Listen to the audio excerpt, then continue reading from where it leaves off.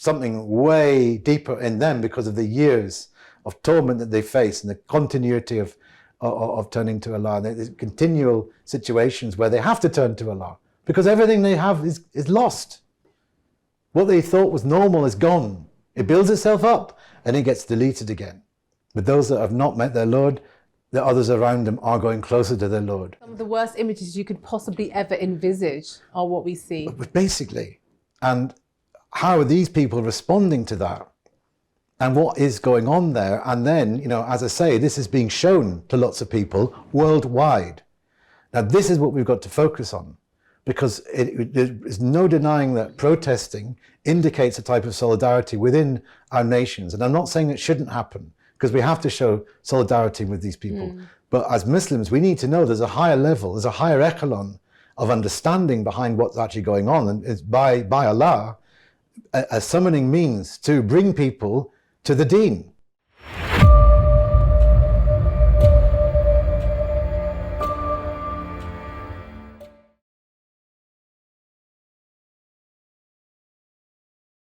A resurgence of interest in Islam has been ignited in the Western world following the brutal invasion of Palestine by Israel. Hundreds are taking to social media saying they are now reading the Quran and want to discover the truth about Islam. Joining me in the studio is Khalil Mitchell from Ihsan Mosque in Norwich, who has been following what's happening and says something quite dynamic is taking place. Welcome, Khalil. How are you doing? A brutal invasion of Palestine, horrific images of Muslims that we're seeing daily who are being murdered. Yet at the same time, you know, an unusual phenomena is occurring all over social media. Many of us are seeing so many individuals who haven't been acquainted with Islam in the past, you know, being very interested in understanding more about Islam and the Quran itself. And you've also been quite surprised and stunned by this phenomena taking place. Yeah, I mean, it's something quite clearly is moving in terms of people's interest in Islam. Now, traditionally, Muslims know that when these things are televised, it's putting Islam in front of people, but there's a certain thing that if we watch a video just now, we can pick up. There's a particular angle that's quite interesting. Let's have a look. And they're still saying, Alhamdulillah. Muslim Palestinians still seeing them say Allah is all-knowing. فليش عايشين؟ شو خسارة بربنا؟ الله خلقنا والله بياخدنا، والله يفعل ما يريد واحنا الحمد لله صابرين. Palestinians are doing everything that was described Job doing in the Bible.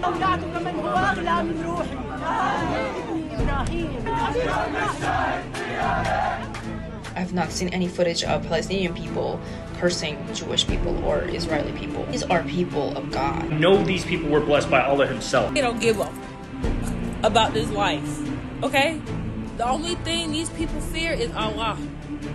That's it. If this is the campaign to get nations to be Islamic, it's doing it. I've been shocked to my core at the faith Muslim people have. What is happening in Palestine has opened my eyes to the beauty of Islam. That's something that people don't get to see often. Definitely not here in the West. Into the Bible, asking logical questions were not allowed.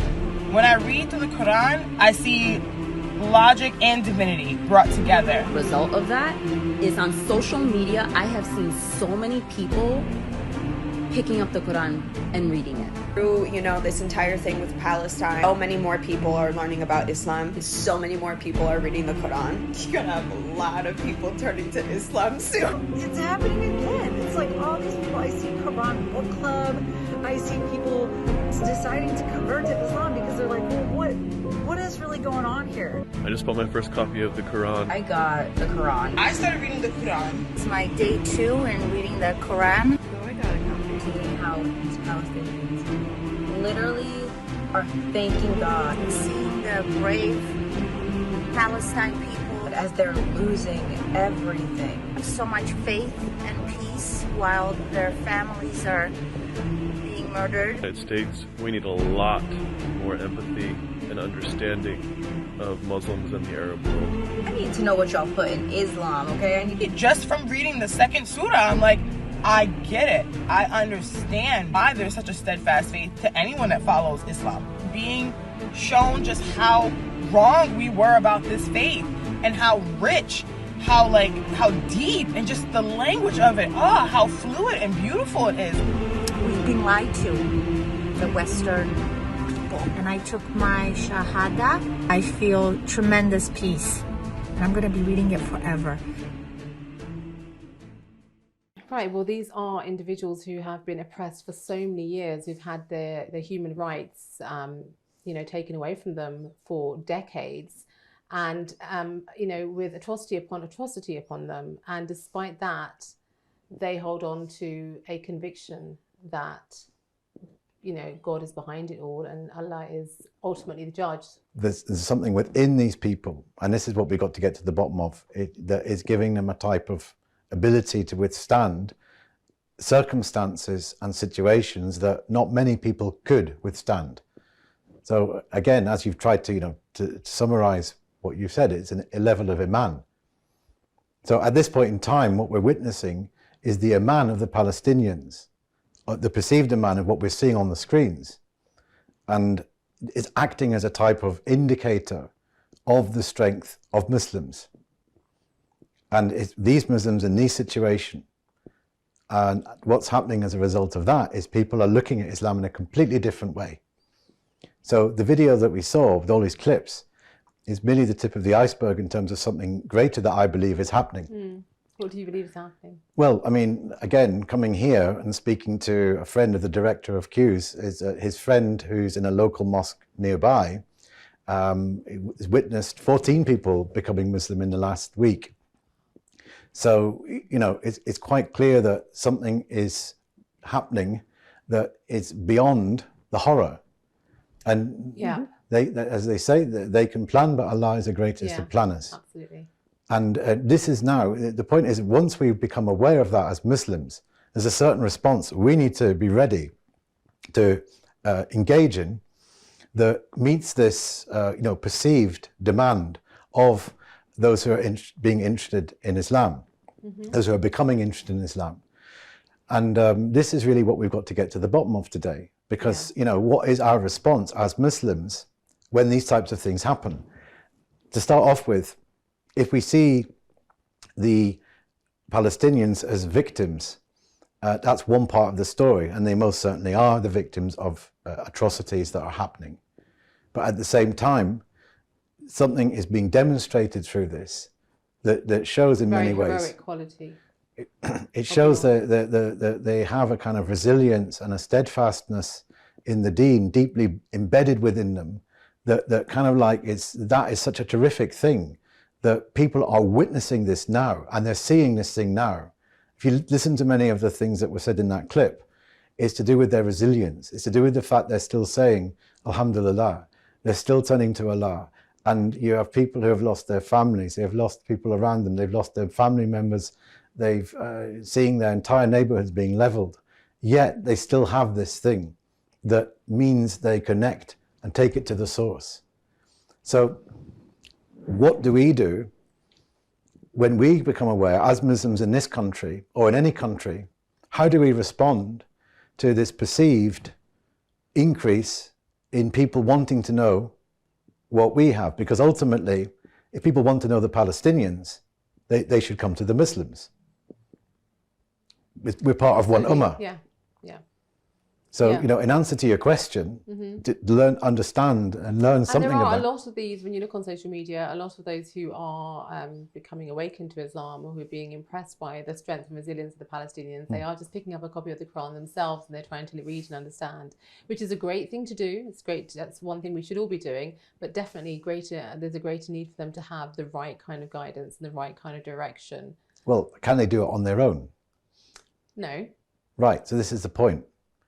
If there's something being indicated because there's something truly horrific, by Allah, there's a counter to that is actually part of Allah's plan to highlight Islam in every Western nation, then there's got to be some part of the Muslims in the lands where non-Muslims are to kind of respond to that, or at least gauge if that's within their locality.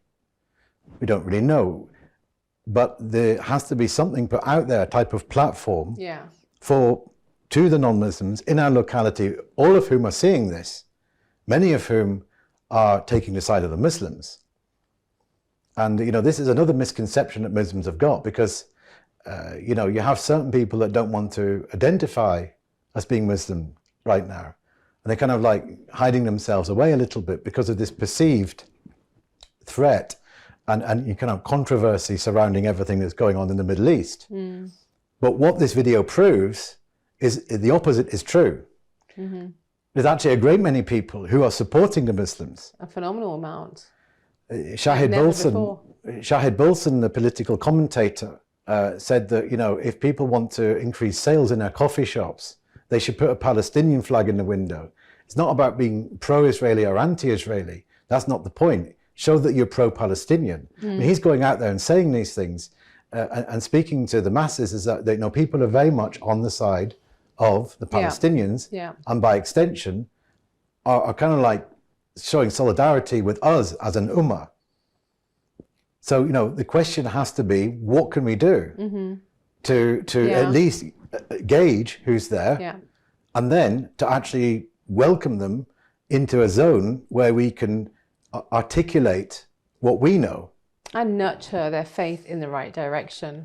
Exactly. They have to have faith to start off with. Well, which they are depicting by the fact that they are picking up a copy of the Quran, right? Yeah, well, I mean, again, not everybody's doing this. There's a lot of people that are taking the side of the Palestinians that might be atheists. Absolutely, yeah. I'm not to paint too much of a rosy picture of all these things that are happening, but there's certainly an increase.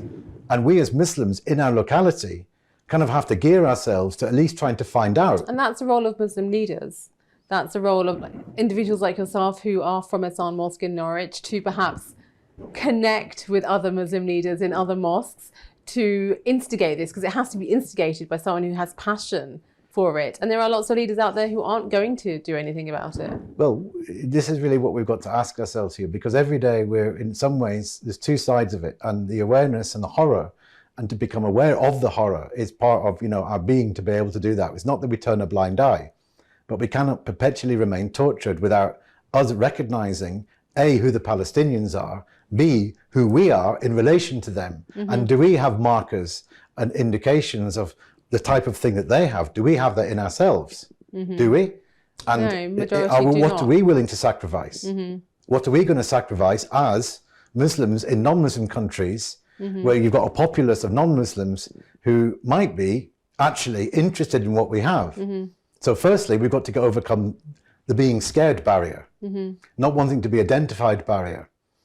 And as this, is quite clearly being indicated, a great many of the sort of liberal people who might not be interested in Islam, but they're taking our sides. And all over the world, we're seeing this kind of thing. If we just watch this clip now of the protests, if we can get that now, and then this makes something quite clear.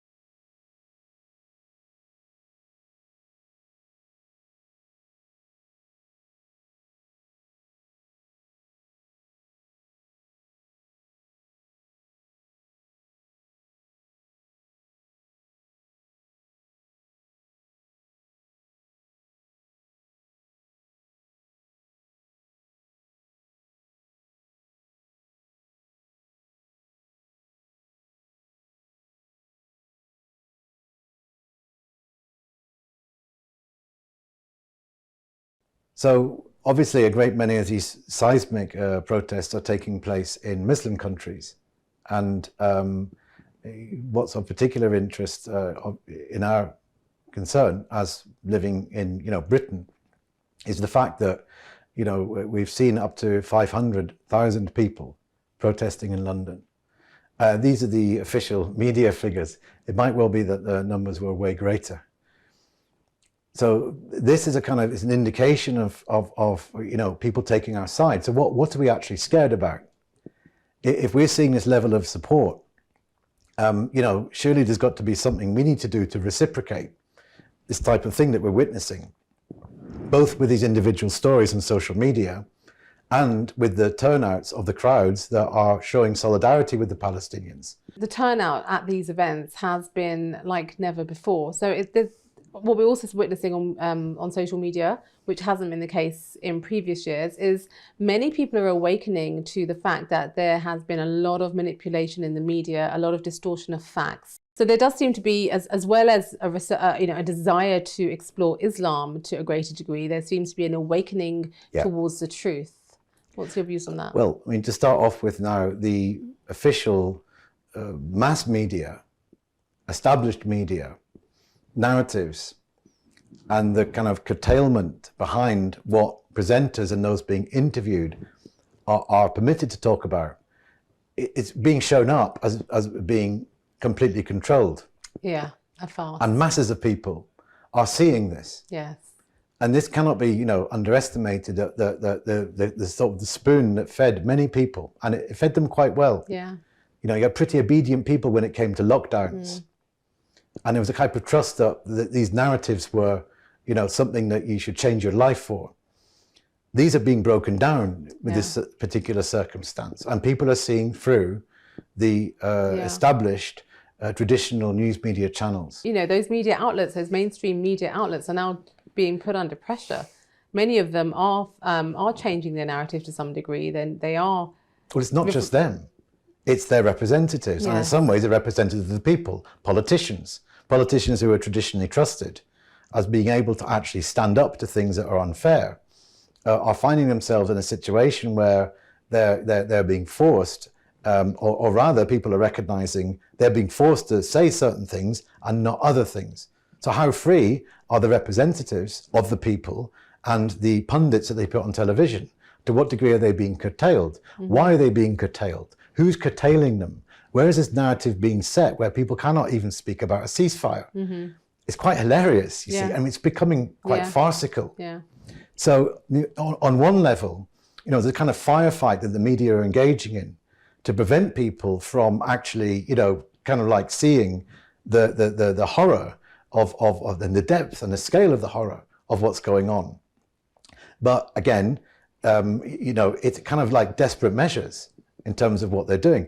If you have the leader of the Labour Party, dozens of councillors resigning, and because he cannot even say one small thing that is quite an obvious thing to say.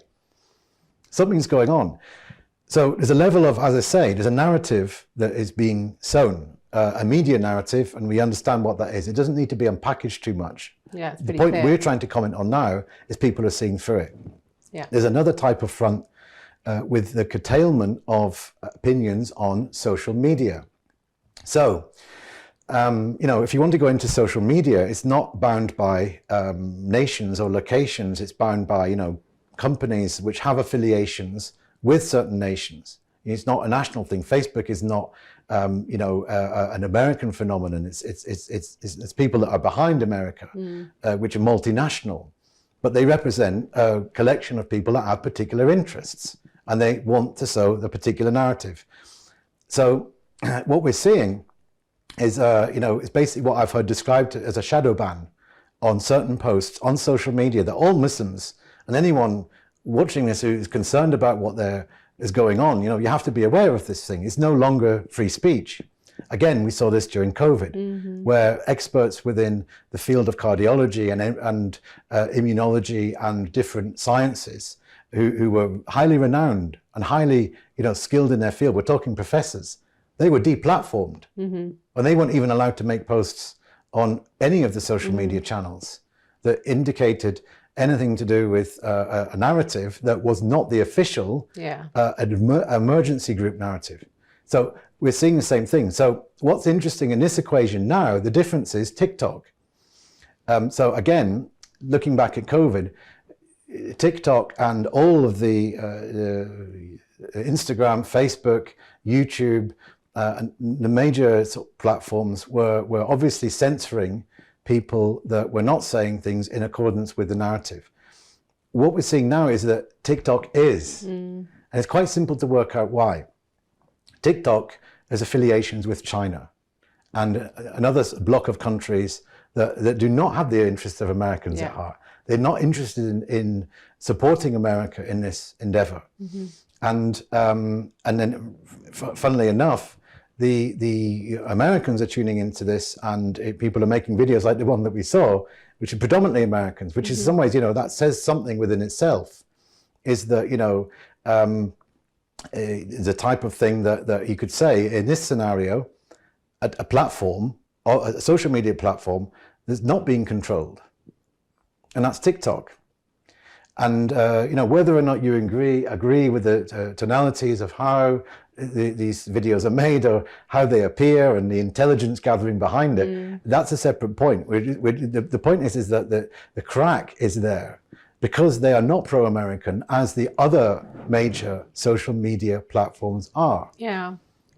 Just going back to the point of many people being very inspired by the resilience and the strength and the faith of the Palestinian people. Often when, you know, people are being oppressed and are going through such afflictions, one would, you know, many people would be questioning, well, they worship their God, where is their God? But it's I find it extremely interesting that rather than having that negative kind of questioning, people are actually admiring the Palestinians for their strength and resilience. They're not saying, oh, look, they're just believing in God who's not helping them. They're like, how amazed they are by the fact that their belief and their conviction is so strong. That's quite an interesting... Well, in reality, Allah is helping them.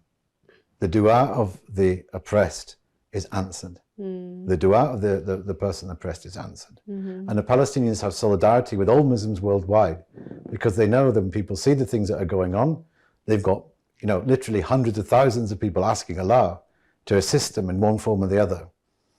And, you know, the levels of Iman that these people have is, you know, kind of unquantifiable. And, you know, it's particularly this grouping of people in Gaza who are facing these types of horrors.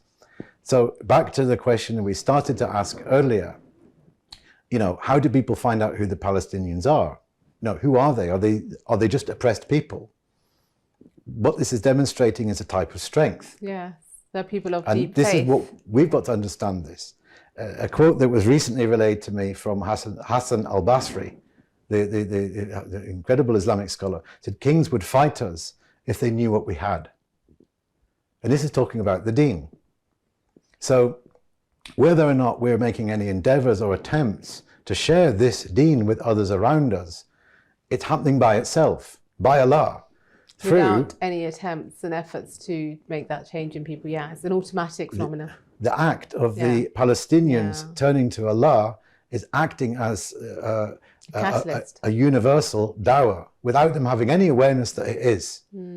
They're people who have deep faith, who, irrespective of a camera being placed in front of them, will continue to turn to Allah. And, you know, in some ways, they're not trying to show anything to anyone other than the fact that they're showing to Allah that they're asking Allah for help, and they're asking Allah for the Iman to remain in their hearts, and they're asking Allah for strength. Because it's almost like they're, which is quite sad and tragic at the same time, it's a reflection of the fact that they're so defeated in one way, so that's it, in one devastated way. in one and there's way. No denying that. Yeah. There's no, you cannot say so for 1 second. So devastated that they don't even, like one person mentioned, they're not even blaming, they're not even attacking their attackers. They are just going above. There's no denying the horrors of what's going on, and it just, you know, on an earthly level, we've got to be appalled. It's no, you cannot sort of imply or indicate this is a good thing because their Iman is going up. It's in the hands of Allah. If their level of Iman is such that they can withstand the types of occurrences that we know they're going through en masse, and if they're not already dead and taken to Allah, they're turning to Allah before they're dying. And this is what is being used because of this crack to do with the geopolitical situation of TikTok, predominantly TikTok. I'm not saying it's not happening on other social media platforms. People are seeing all these things. They're seeing Palestinians making dua and holding their children who are either have been killed or mortally injured, and talking to their Lord, turning to their Lord, asking, for help. And in many cases, there's some really incredibly powerful things that can't be really described, to do with scenes, men that are seeing, some of the worst images you could possibly ever envisage are what we see. Basically. And how are these people responding to that? And what is going on there? And then, as I say, this is being shown to lots of people worldwide. Now, this is what we've got to focus on, because there's no denying that protesting indicates a type of solidarity within our nations. And I'm not saying it shouldn't happen, because we have to show solidarity with these people. But as Muslims, we need to know there's a higher level, there's a higher echelon of understanding behind what's actually going on. And it's by Allah, a summoning means to bring people to the deen. And how do they find the deen? As you said earlier, they can't find it on their own very easily. Where are they going to look online? What do they find? We've discussed this before. So there needs to be a human interaction with those of Iman, with those of faith, the Muslims in every city in the UK, to provide a type of doorway.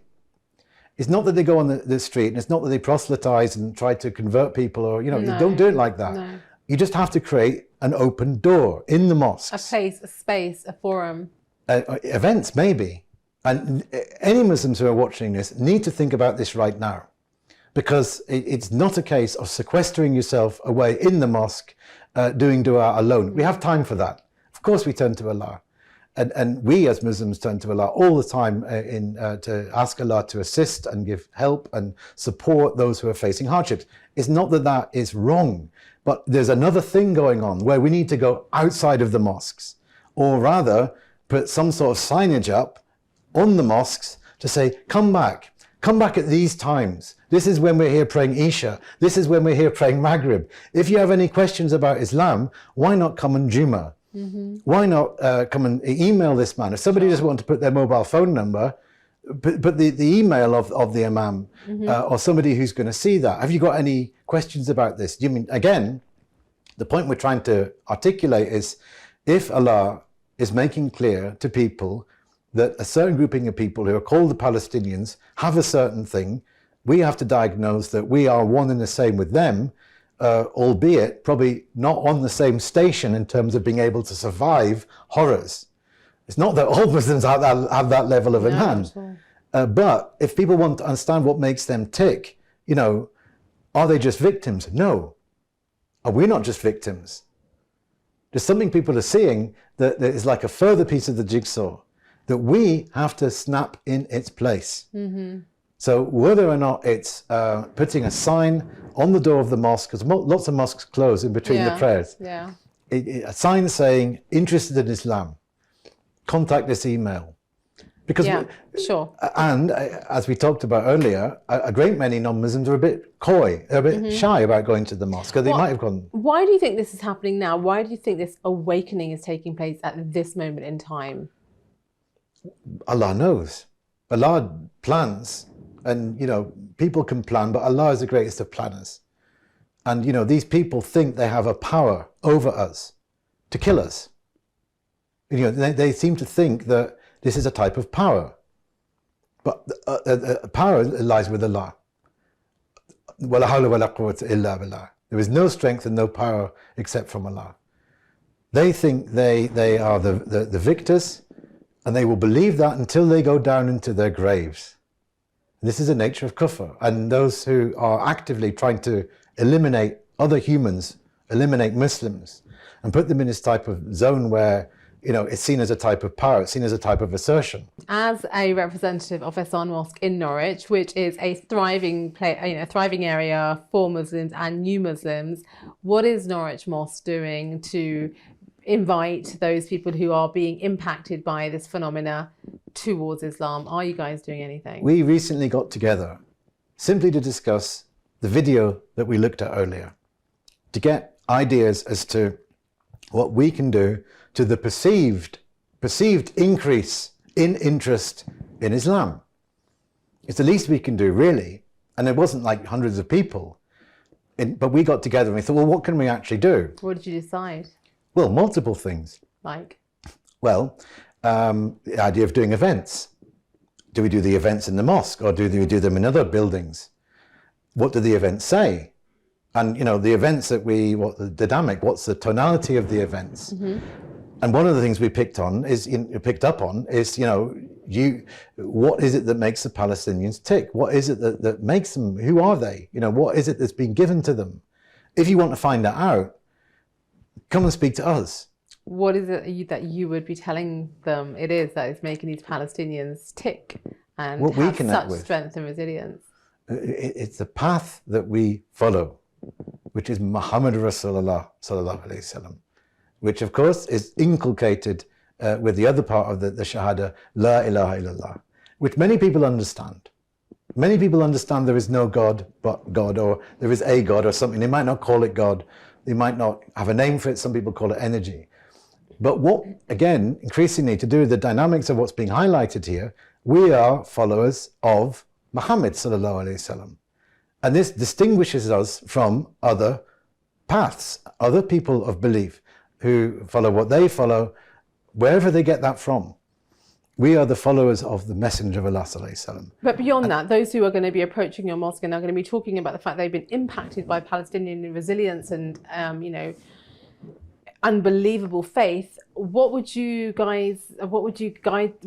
direction would you guide them for that? Because many people are going to want to have that kind of strength and that kind of resilience. Would that be something that's got to evolve? Tell them, it's something that's a journey, right, to get to that point. The weights and measures of how people's understanding of the deen is calibrated is entirely up to them. But the point is the path, the reality, the organic human interaction with the world, that is Islam, is being highlighted here. It's not anything else. Sure. And it is a Muhammadan, sallallahu alaihi wasallam form. It's a Muhammadan form. Sure. And this is what people are quite clearly just seeing. I'd recommend people watch a video again at the start, because listen to some of the things that the people are actually saying. I thought I was against the Muslims. I was against them, but now I'm not. I'm wanting to read the Quran for the first time. Another lady that doesn't feature on this video is, a fairly well-known TikToker, in tears, saying, I didn't ever think I would say this, but I want to read the Quran. I want to pray. I've been reading the Quran, and I want somebody to teach me how to pray. And this is quite phenomenal, considering how many decades as Muslims we have had such negative media coverage as fundamentals, as fanatics, as, in every worst possible derogatory term that could be applied has been applied to Muslims for many, many years throughout the media. And despite that, we have this turnaround in events, despite the propaganda, despite the negativity, despite the hostility. The narrative regarding Islam and Muslims has always been of a particular form. Before the media began, those in power had a particular way. What we're seeing now, the persecution of Muslims, it's been going on for quite some time. It's reached a type of veracity and blatantness and clearness that is wakening up more people because of the obvious size of it. Yeah. And the space of the amount of people that in a relatively small amount of time, thousands and thousands of people have died in a space of a couple of weeks. And almost so much revelation about the other invasions of other Arab countries as well, which is coming to light, such as the Iraq War, where you have former leaders expressing or facts coming out that these were not legal invasions and they had other agendas behind it. It had more of a political tone. My feelings are the protests against the Iraq War, really the injustice of how we were lied to in regards to bombing another nation. And of course, people were concerned about the lives lost. This is a different thing. People are looking, something is demonstrating the Iman of these people. And that is moving people in a completely different way. So this is not like other things. Sure. This is the reason why we're here now. This is the reason why we spoke to each other and said, let's do a show about this. So again, to reiterate it, what are we doing to identify this array of people in front of us in our cities? Maybe, hundreds of thousands of them in a place like London, certainly. Are we putting up our own kind of flags, calling people to Islam? It might be with the accompanied Palestinian flag, but maybe not. But the point is that, do people actually want to get to the bottom of what makes the Palestinians tick? And if they do, who should they speak to? They should come to us. So it's That's something that needs to be done, and that's what leaders have a duty and a responsibility to. Well, who are the leaders you're talking about? You're a leader of I'm not a leader. Well, Where did you get that from? You're from Hassan Mosque, you're in Norwich, you do represent your community over there often. We have an emir. Right, okay. All of the meetings that we had recently were with the emir, chaired by the emir. You're more closely aligned to new Muslims at Norwich Mosque. Some of them, yeah. Than I am. So what would you say from your experience and your engagement and interaction? What should we do? Yeah. Okay, very simply. Put a sign on the exterior of your mosque. It's not going to be ripped down easily. You might have to spend some money getting one of these reinforced things. Interested in Islam? Right. Just email this. Okay. So somebody's going to come along at some time, try the door, they can't get in. Where are the Muslims? Oh, it's in between the prayers. Or the sign saying, if you want to meet the Muslims, come at 1 o'clock. We're here on this time, we're here at this time, we're at that time. It doesn't have to be organized to a massive degree, or you'd hope that those who are regularly attending the prayer are articulate enough to be able to welcome people, articulate meaning through behavior. We hope we can welcome non-Muslims into a certain area in our masajid and talk to them and say, this is what this is about. This is what this is about. And, there has to be some call. There has to be some means that non-Muslims can encounter, some way where they can meet the Muslims. You might want to organize an event. If you've got the money, why not? Rent a hall, wherever you are. Yeah. Get organized. Muslims have to get organized to meet this perceived demand. We don't know if it's there, but you have to put the sign up saying, you want to know about the deen. You want to know about Islam. Where do you think this trend is going to evolve? What do you think it's going to evolve into? Do you think this is going to grow further? Do you think with Allah, Hadayah is from Allah. With a great many of these people, it will lead to them embracing Islam.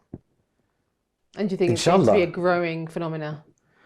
We know that's going to happen. We've been here discussing this in the studio before. I mean, this again is a kind of like a continuity. Yeah, it's continuity of what we talked about before, where there's an increase in people, and now we've got a further increase, right? To reiterate what you and I talked about in the studio before, which was the fact that we're witnessing people coming in saying Shahada every week. That's happening in the last 9 months. We've witnessed people moving to Norwich of a very fine quality. People are just popping up who have been there resident before. This kind of thing is something, there's a bolstering going on. And what I'm trying to say here now is that the more severe the occurrence in creation, it's like a sort of impact. It bounces up in another place. I do think it's also quite holistic. I mean, over the recent months, there has been so much debate and questioning about Western values and Western civilization, so many debates about the way we live our lives. And there's so much conversation about so many aspects of identity, whether it's masculinity and femininity, whether it's the way we live, whether it's the way we're working. I think all of these phenomena... People have been talking about that for the last 9 months. It's kind of analytical comparisons and breakdowns of this psychology, that psychology. What we're witnessing now is slightly different. But everything is holistic. Everything still comes together. When you have a society that's questioning itself, and then they see individuals who are demonstrating impeccable faith, there's always going to be a correlation. There's lots of rational ways of understanding the deen, and it's not that it's impenetrable from a sort of a rationalist point of view. But this is a different thing. It's quite simply Allah and His Messenger Sallallahu Alaihi Wasallam, and this is the core of it. It's been stripped away. So people are seeing, they're not going, the comparisons between Muslim women and Western women is cutting through all of that. And this is why this is significant. It's going straight to the fact we are seeing people who are quite clearly being demonstrated to us that have a tremendous amount of faith, which is a mark of their path, the path that they're given. It's a mark of their being a creator. The fact that, people who might not have ordinarily kind of like looked at Islam because I believe in energy and spirituality. I don't believe in God, but they're seeing the effects of something that has been decreed to happen, which of course is horrific. But the interesting thing is the responses to it, where people are cutting through and making dua to Allah in horrific situations that they're in. And this is the thing that we've got to recognize. And people are seeing this. Nothing to do with women in Islam, nothing to do with anything, nothing to do with politics. In a very kind of purified, straightforward way. It's La ilaha illallah Muhammad Rasulullah, and this is what's coming to them. They're calling on Allah, and they are Muslims. They're people who follow the Messenger of Allah sallallahu alaihi wasallam. This is it. It's kind of a raw, purified engagement, dawah, on the back of the Iman of these people who are facing utterly deleterious situations where entire areas in front of them are being obliterated. It's on the back of their Iman. That they are sustaining themselves and being themselves. a demonstration. They're not even thinking about anyone in America who's watching videos of them. No. But Allah is the greatest of planners. And we've got to look at this. And in some ways, we've got to, it's not that we're not to disengage with the news media or to disengage with the politics, but where does it end? Where does this engagement with the politics of Palestine? We can spend a lot of time thinking about these things. And it's not that we shouldn't. I'm not trying to say one is right, one is wrong. It's not that we shouldn't watch the news, but it cannot just be about that. There has to be a mode. We are people of action. We are people of the reality of the Muhammadan sallallahu alaihi wasallam light. We have the Nur Rasul sallallahu alaihi wasallam. And we've now got to bring that light forward. We've got to be the lamps going out in our neighborhoods and saying, wala hawla wala quwwata illa billah, putting our hands together, saying, Allah, we trust you, protect us. If we're going and standing in the street with something talking about Islam or whatever it is, Allah, you're the one that will decide if we get things thrown at us or if we find people. We have to have this level of Iman. As the Palestinians, Iman is undoubtedly increased when these things are written for them. Our Iman has to increase in a kind of in correlation to that, a reciprocation of that, because we're one body. So we've got to go beyond. They are going beyond their circumstances through dua. We have to go beyond our circumstances with action. It has to be action. Because, if all these people are around us, we don't know who they are. We've got to make some efforts to find out who they are. And if that, means putting a sign on our mosque saying, contact this email if you want to know about Islam. I'm sure a lot of the mosques have got that already. It's not that they haven't. Yeah. But maybe a little step further, maybe an event, like talking about the Iman. You want to know about the Palestinians, they're part of an ummah. And we are part of the same ummah. Perhaps come and speak to us. If you want to get a taste of what these people have. It might be that Allah's given quite clearly, something way deeper in them because of the years of torment that they face and the continuity of turning to Allah. There's continual situations where they have to turn to Allah because everything they have is lost. What they thought was normal is gone. It builds itself up and it gets deleted again. It's a mirror of death if they're not actually dying themselves. Rahim Allah, may Allah bless all of the people that have passed away. If they're not actually dying themselves, it's taking the others in the area closer to death. And when I say death, I mean Allah. Mm-hmm. But those that have not met their Lord, the others around them are going closer to their Lord. Inshallah. And again, people are seeing that. We as Muslims in this country, and in America, and in Italy, and in France, and Germany, wherever it is, are the means for people to find a taste of that thing.